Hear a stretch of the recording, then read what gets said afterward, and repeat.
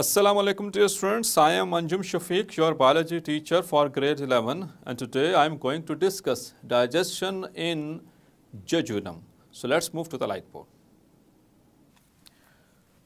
So dear students, कुछ बातें previous lecture के हवाले से रह गई थी डाइजेशन इन स्मॉल इंटेस्टाइन में, जब हमने ड्यूडेनम के हवाले से कुछ चीज़ें रह गई थी, वहाँ पर जिक्र है कुछ लिवर के हवाले से कुछ चीज़ों का, उसको भी हम देखेंगे, और एक हार्मोन का जिक्र है उसको भी डिस्कस कर लेते हैं, और फिर उसके बाद मूव करेंगे डाइजेशन इन जेजुनम के अंदर। Clear?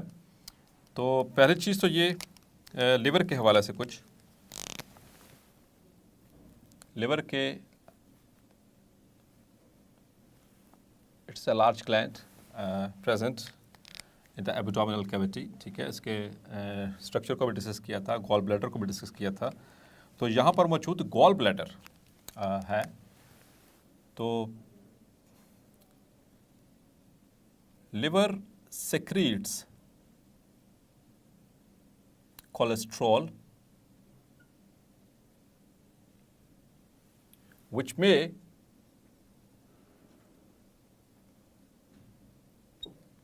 precipitate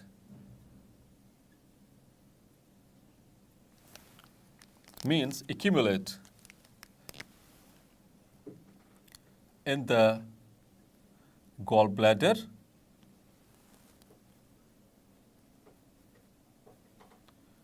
to form hard structures called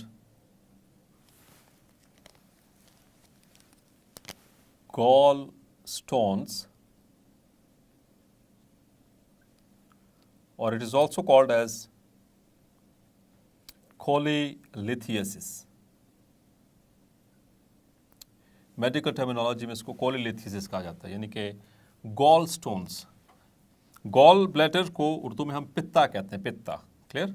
तो पित्ते के अंदर पथरी, आपने नाम सुनोगा, पित्ते में पथरी हो जाना, तो वो गॉल स्टोन्स कहलाते हैं, या उसको मेडिकल टर्मिनोलॉजी में कोलिलिथियसिस कहा जाता है। किस वजह से बनते हैं? जब कोलेस्ट्रॉल का लेवल हाई होना शुरू हो जाए और लिवर जो है उसको ज़्यादा सेक्रेट करना शुरू कर दे, तो तब उसके अंदर मौजूद सॉल्ट्स के साथ ये प्रेसिपिटेट कर देगी कोलेस्ट्रॉल और बना देगी गॉल स्टोन्स। और समटाइम्स ऐसा होता है कि जो these stones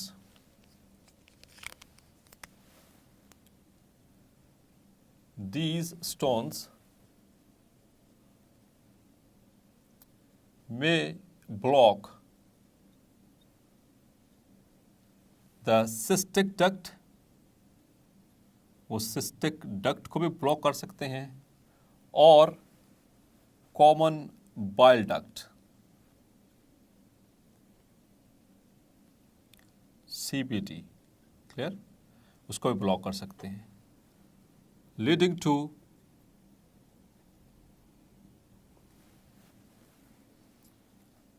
blockage of bile.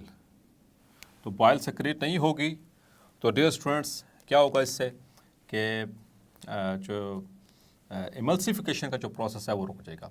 तो अगर फैट्स इमल्सिफाई नहीं होंगे तो लाइपेजिस को एनफ जो है वो सरफेस एरिया नहीं मिल पाएगा उनको ऑपरेट करने के लिए।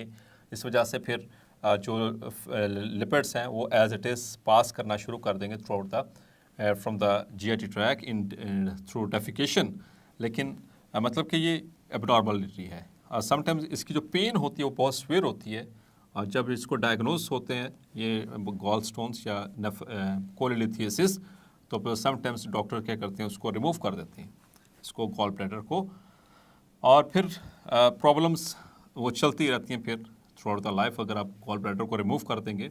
But it is better for the life of the patient. अगर उसको ज़्यादा से तकलीफ हो रही है तो उसको रिमूव करना पड़ता है। इसी तरह से dear students, if the bile is not removed via means through digestive tract,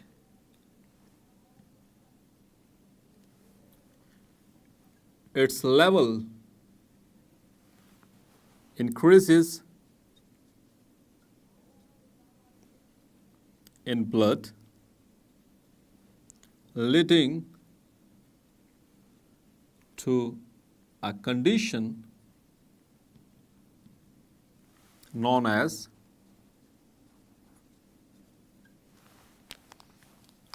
jaundice.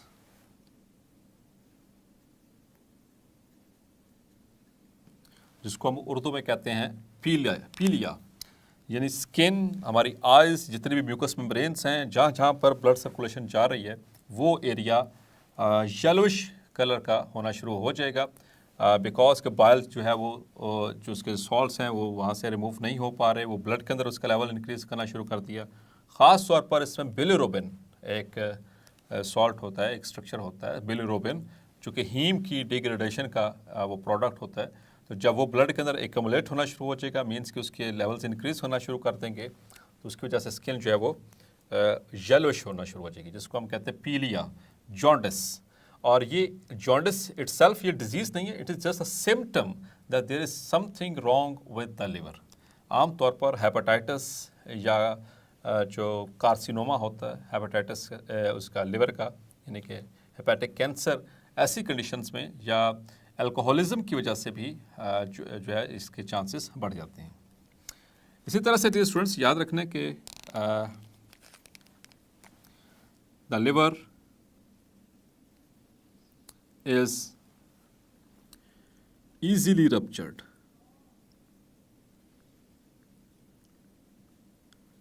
and is fragile,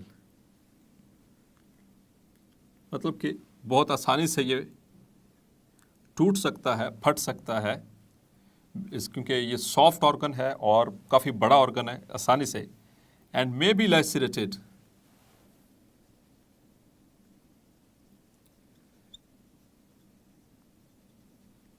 bye a rib. बाज़ औक़ात ये ड्यूरिंग एक्सीडेंट्स या फाइट के दौरान अगर यहाँ पर रिब्स के ऊपर कोई चोट लगे और रिब टूट जाए, तो रिब बहुत आसानी के साथ जो है वो पेनिट्रेट कर सकती है लिवर के अंदर, जिसकी वजह से जो लिवर है वो लसीरेट हो सकता है, ठीक है, विच लीड्स टू, अब इसकी वजह से क्या होगा, अगर रप्चर हो जाए या लसीरेशन हो जाए, it leads to heavy bleeding, heavy internal bleeding, clear। और सम बाकी जो बातें हैं वो मैंने डिस्कस कर ली डिजीज़ के वाले से भी। अब आगे मूव करते हैं एक और चीज़ जो प्रीवियस लेक्चर से कंसर्निंग है, that is there is a hormone which is called as secretin।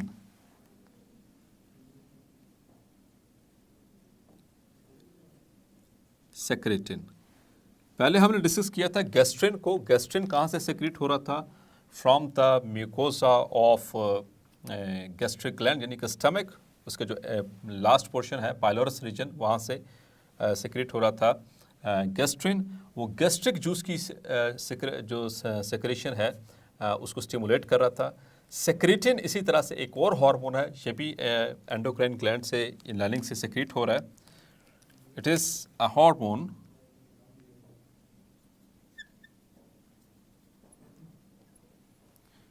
released by the mucosa of duodenum, ये duodenum से रिलीज होता है, ठीक है। इन रिस्पॉन्स टू, कब रिलीज होगा? In response to acidic chyme touching the mucosal lining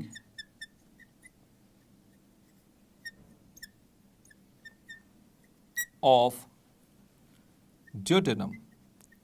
जैसे ही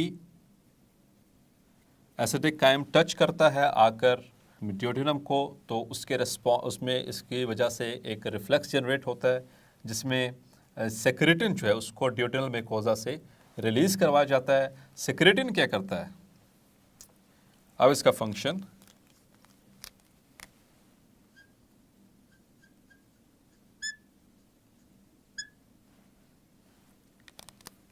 याद रखिएगा, it stimulates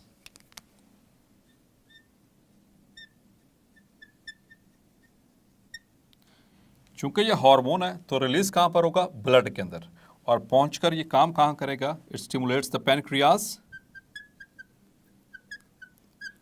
to release pancreatic juice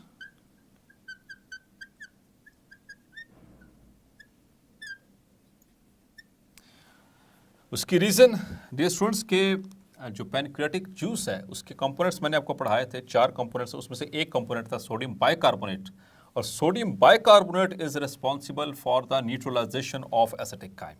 तो ये एक्चुअली उसी एसिटिक काइम के ही स्टिमुलस में ये रिलीज हो रहा है सेक्रेटिन, जो कि स्टिमुलेट करेगा पैनक्रियाज को कि वो पैनक्रियाटिक जूस को रिलीज करे इन ऑर्डर टू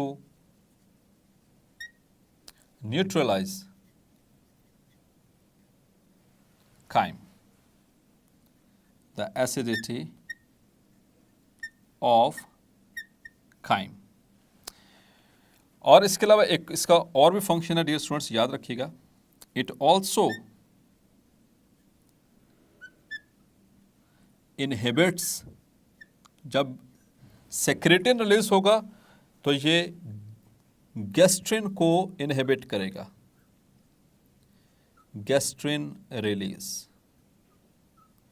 और उसकी रीज़न, क्योंकि अभी जो काइम पहुंच रहा है उसको पहले न्यूट्रलाइज कर लिया जाए, उसकी डाइजेशन हो जाए, तो तब तक जो है वो गैस्ट्रिन को रिलीज नहीं होने देगा सेक्रेटिन, क्योंकि जो गैस्ट्रिन रिलीज होगा तो वो गैस्ट्रिक जूस को स्टिमुलेट करेगा, और गैस्ट्रिक जूस स्टिमुलेट होगा तो ज़्यादा से ज़्यादा और काइम बनेगी, एसिडिक काइम बनेगी।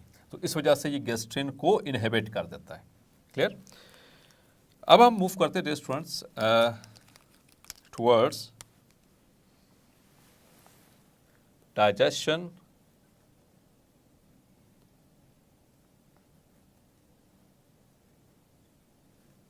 इन जेजुनम। तो ड्यूडेनम के अंदर मुकम्मल हुई, अब हम बात करेंगे जेजुनम की। तो पहली बात तो इसकी लेंथ पहले भी डिस्कस कर चुका हूं, फिर अभी दोबारा डिस्कस करता हूं।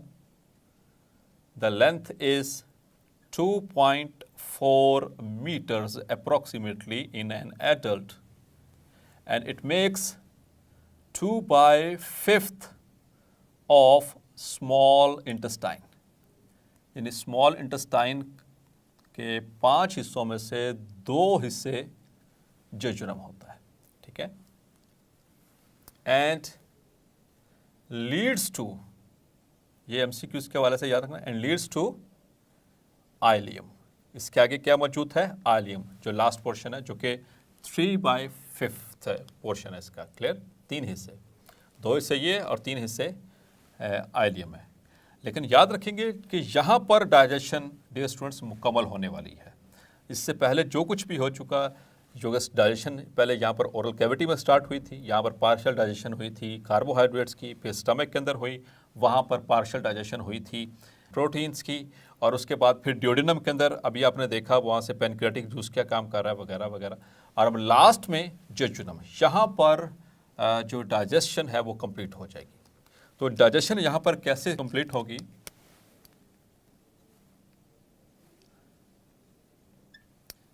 The jejunum secretes or release intestinal juice। क्या रिलीज करता है? Intestinal juice. स्टमक के अंदर कौन सा जूस रिलीज हुआ? Gastric juice. पैनक्रियाज से क्या आया? Pancreatic juice. अब यहाँ पर वो ड्यूडेनम में सेक्रेट हुआ। अब जेजुनम की बारी, तो जेजुनम के अंदर सेक्रेट हो रहा है इंटेस्टाइनल जूस, और also called, it is also called succus entericus. It is also called succus entericus, intestinal juice का नाम है। अब इस इंटेस्टाइनल जूस के अंदर क्या क्या मौजूद है डियर स्टूडेंट्स, और वहाँ पर क्या क्या होने वाला है, उसको हम अब डिस्कस करते हैं। यहाँ पर डाइजेशन जो है वो फाइनलाइज होने वाली है। तो इंटेस्टाइनल जूस के अंदर मौजूद हैं एंजाइम्स, खास तौर पर एंजाइम्स। तो पहला एंजाइम जहाँ पे डिस्कस करने लगे हैं that is aminopeptidase. Enzyme which is released in the intestinal juice, और इसका फंक्शन क्या होगा dear students, it acts upon the polypeptides,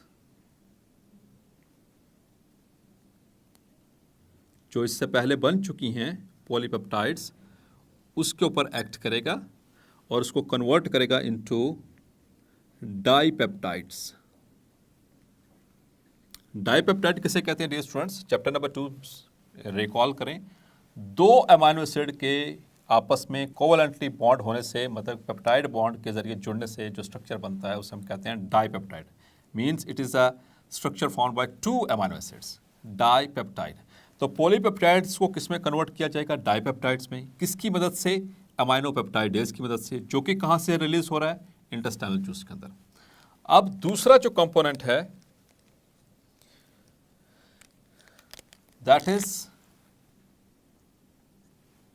एरिप्सिन, एक और एंजाइम एरिप्सिन।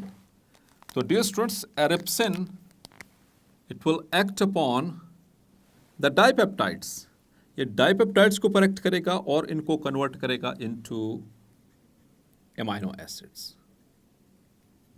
तो यहाँ पर जो प्रोटीन्स की जो डाइजेशन डियर स्टूडेंट्स वो कंप्लीट हो गई, क्योंकि जो हमने प्रोटीन्स खाई थी उनसे अल्टीमेटली हमें क्या चाहिए था, वी रिक्वायर अमाइनो एसिड्स। ये वो स्ट्रक्चर है जो कि डिफ्यूजेबल है, जो कि अब हमारे ब्लड में शामिल हो सके, एब्जॉर्बेबल है। ये दो चीज़ें होंगी, एक अमाइनो पेप्टाइडेज, दूसरा enzyme erepsin. Now the third one is lipase. यहां पर भी लाइपेज जो है वो रिलीज होगा, लेकिन यहां पर लाइपेज उसी तरह से it will act upon lipids. जो बाकी रह गए थे थोड़े बहुत लिपिड्स, तो ड्यूडेनम के अंदर भी डाइजेस्ट उनकी डाइजेशन हो गई थी, लेकिन most of them they are digested over here. The lipids are digested into fatty acids plus glycerol. तो जितने भी लिपिड्स थे वो सब के सब यहां पर डाइजेस्ट हो जाएंगे। तो लिपिड से हमें क्या चीज़ चाहिए थी, जो कि डिफ्यूजेबल है, एब्जॉर्बेबल है, जो हमारे काम किया, that are the fatty acids and glycerol. तो लिपिड्स से भी हमारी डाइजेशन जो है वो कंप्लीट हो चुकी, प्रोटीन की डाइजेशन भी कंप्लीट हो चुकी, उससे अमाइनो एसिड मिल चुके। अब बारी है एक और एंजाइम की।